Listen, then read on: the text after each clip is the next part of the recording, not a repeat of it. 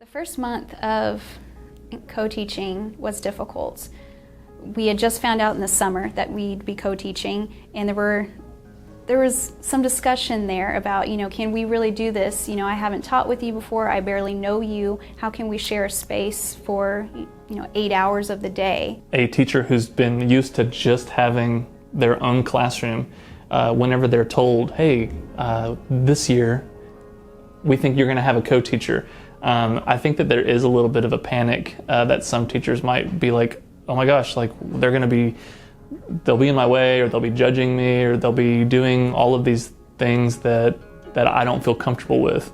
That's normal. Those feelings are normal. And before the students came, we kind of sat down and talked about what we want our classroom to look like. I always like to talk about what is her comfort level with me team teaching. I feel lucky in that the teachers who I have worked with over the years have been open to sharing the stage in their classroom. Once you have those discussions with your co-teacher and start lesson planning and thinking about, these are my strengths, these are your strengths, how can we use this together? How can we collaborate to give this information out the best way possible, and see, how do you teach? How do you respond to this? What is your personality? And that's what it really takes, is time to sit together, lesson plan, talk about your students, and really communicate, this works best for me. I like this better when, if you're up here, I'll be in the back. In order for me to function as a co-teacher to the best of my ability,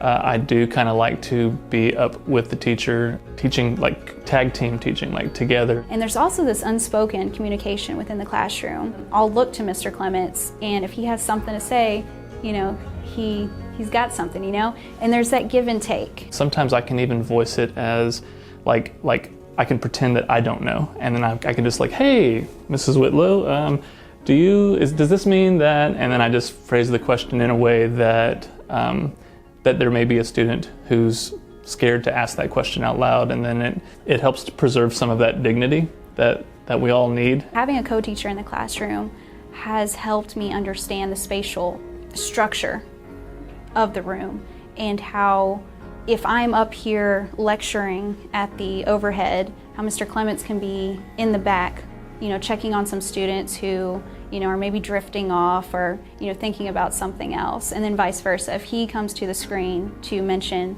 another way to look at something, another strategy to use, I can be investing that time checking in on some of my students and maybe rewording what he's saying as well. There aren't students who feel like I'm there only for them. And also, there's plenty of other kids who may not even be on my list, but need extra help.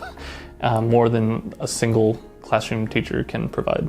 None of the students are ever left behind or struggling because there's two people looking on them now. In an ideal world, I think that every classroom would be a co-teach classroom. You can be a great teacher, and this other teacher can be great as well.